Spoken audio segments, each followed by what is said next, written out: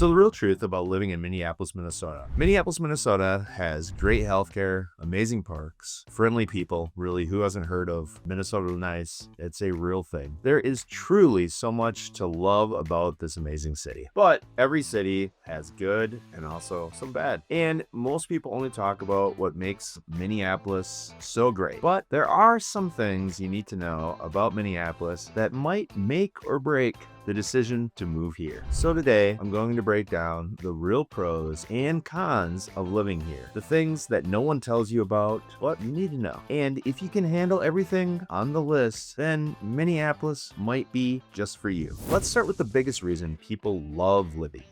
The quality of life. You can actually feel it every day, whether you're out in the parks, on your bike, or just walking around your neighborhood. Minneapolis is ranked number 30 among the world's happiest cities in 2025, earning gold status from the Institute for Quality of Life. The city is ranked third on the 2025 Park Score Index, which evaluates park systems of the 100 most populous U.S. cities based on acreage, access, equity, investments, and amenities. The ranking puts Minneapolis ahead of cities like San Francisco, Boston, and Portland for park quality. The city designated a gold-level bicycle-friendly community by the League of American Bicyclists. Go American League of Bicyclists. We love you. We're talking about 90 miles of trails, 36 miles of curb-protected bikeways throughout the city. Who couldn't love that? Clean, safe neighborhoods, a strong economy, and tons of green space make it the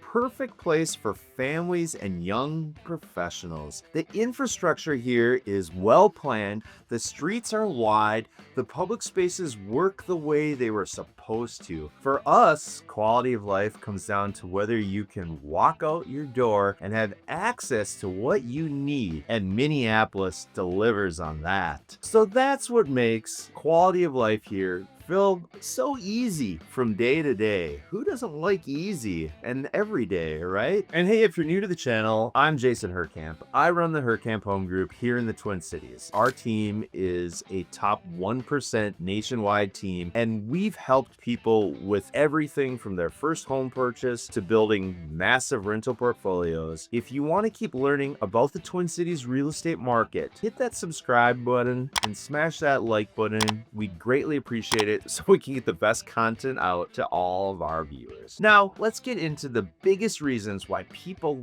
love Minneapolis. The fact that you can actually enjoy the outdoor living year-round. So, pro number 2, outdoor living lifestyle year-round. If you love the outdoors, this one's for you. Minneapolis doesn't just have great parks, it is built around them, and you can be active outside pretty much all year. Minneapolis Park and Recreation Board manages over 185 park properties and a total of 7,059 acres of parkland. The city contains 13 lakes of at least 5 acres within its borders. Forming the core of the Minneapolis chain of lakes, you've got Makasaka, Lake Harriet, Lake of the Isles, and Cedar Lake, all connected by trails and bike paths. The Grand Rounds Scenic Byway system is a 55-mile loop that includes 102 miles of trails, 51 miles for walking, and coincidentally, 51 miles for biking. In the summer, you'll find people kayaking, paddleboarding, biking, and running all over the city. In the winter, the lakes freeze and become ice skating rinks. There's snowshoeing, cross-country skiing, and fat tire biking. A lot of people think winter here means you're stuck inside, but that's not how locals live. Staying active year-round is why so many people love it here. But wait, we'll talk about healthcare and schools because for some people, those are the main reasons to come here in the first place. But before we get there, listen up. The city maintains trails year-round so you can walk or bike even when there's snow on the ground. It's one of the best cities in the country for people who love the outdoors. So while the parks and trails make life amazing, let's talk about all the costs because affordability is a big part of the conversation. So let's talk about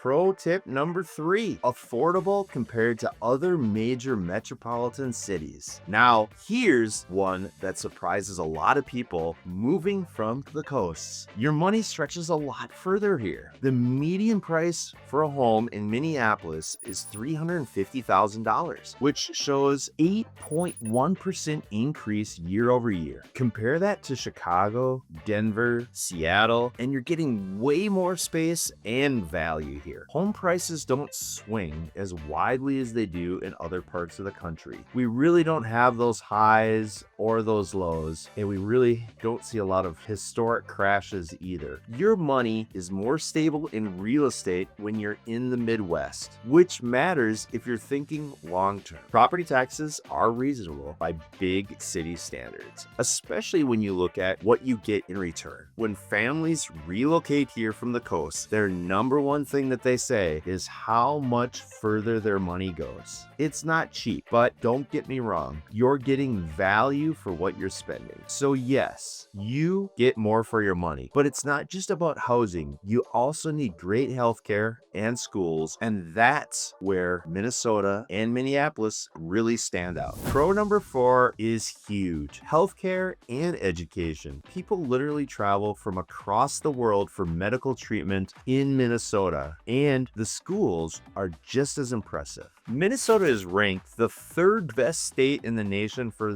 healthcare. The Mayo Clinic is just over an hour away from Minneapolis in Rochester, and people come from every corner of the globe to get treated here. Major local hospitals in Minneapolis provide top-tier care right in the city. The University of Minnesota Twin Cities is ranked number 59 in the nation for universities and number 26 in top public schools for 2026 education of best colleges by U.S. News and World Report. Minneapolis public schools and multiple private school operations score well academically also. The University of Minnesota brings research, cultural events, and a college town feel to parts of the city. So between world-class hospitals and great schools, you're well taken care of here. But what really gives the city its energy is the culture, and that's where Minneapolis shines. Pro 5, vibrant arts, food, and music scene.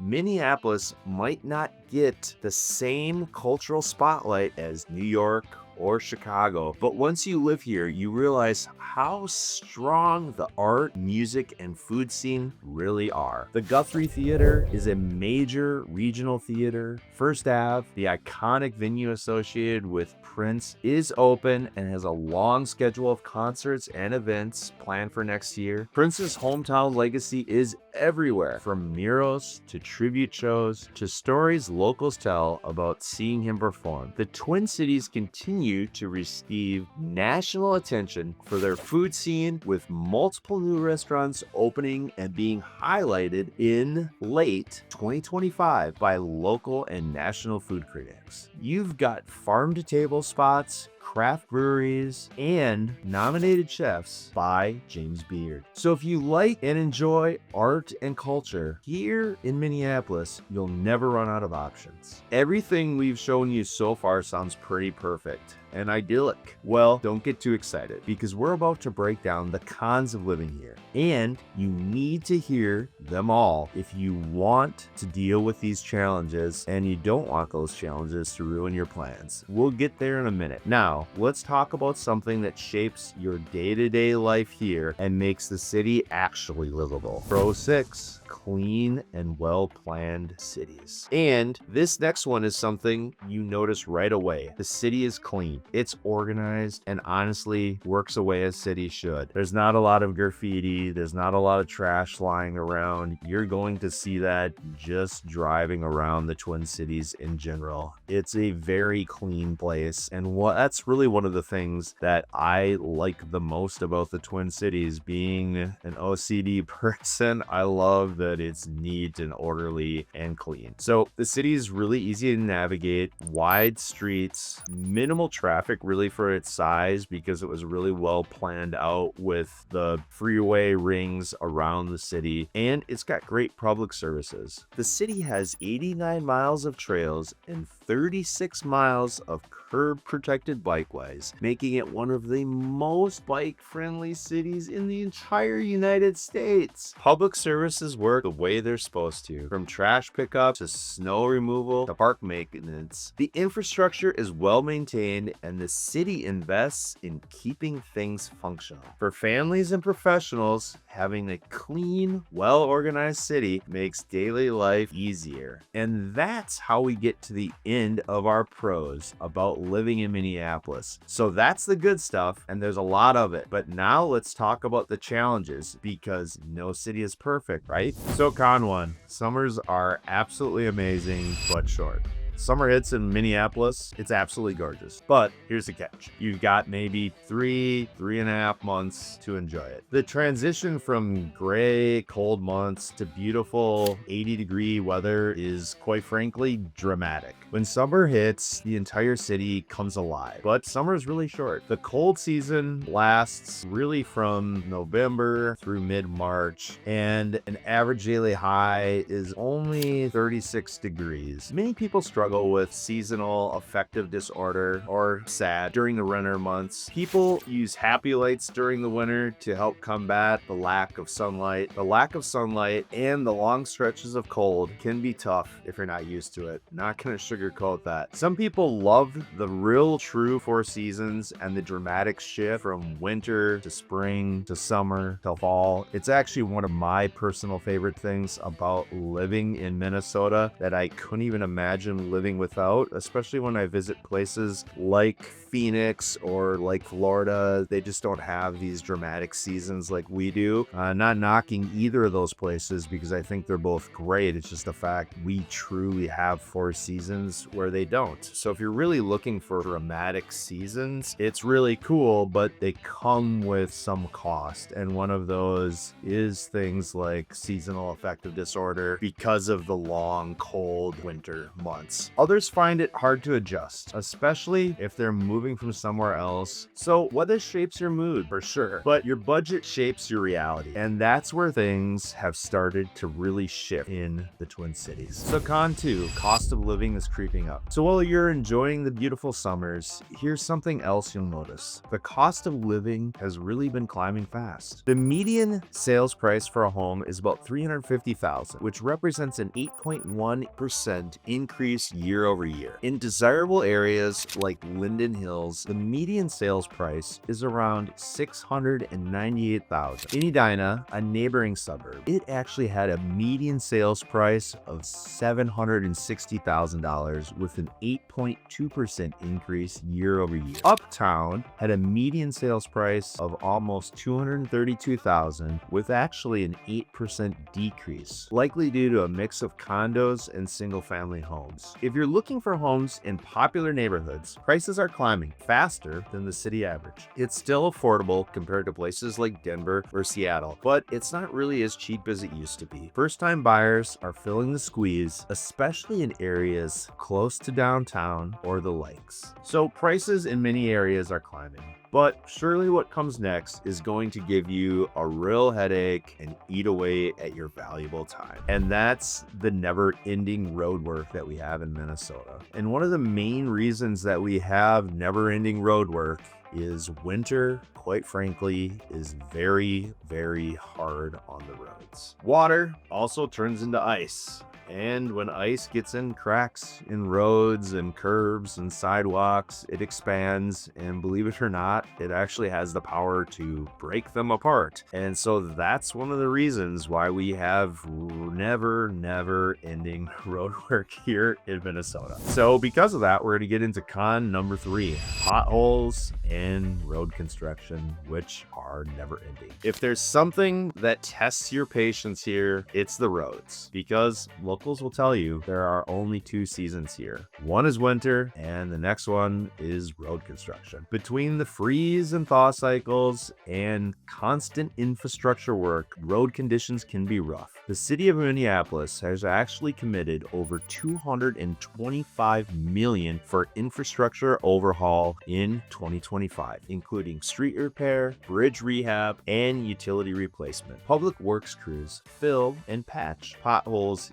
year-round at all times of the year, using temporary cold mix during winter months. The freeze and thaw cycles are the primary cause of pavement damage, and research shows that climate change is increasing these events. When winter ends, you'll see those orange cones everywhere as crews start fixing the roads. It's constant and can be frustrating when you're trying to get around. And if that sounds bad, wait till we talk about what happens when the seasons flip. It's the one thing that makes every Minnesotan question why they live here every single year. The city is investing heavily in infrastructure, which is a good thing for long term. It's just part of living here, and you get used to planning alternative routes during the second season, which is road construction. So construction is annoying, but let's talk about something that hits your wallet: taxes. Con number 4, high taxes. Now, con 4 is something that shocks people when they relocate from states with lower taxes like Texas or Nevada, Alaska, Florida. Believe it or not, Minnesota's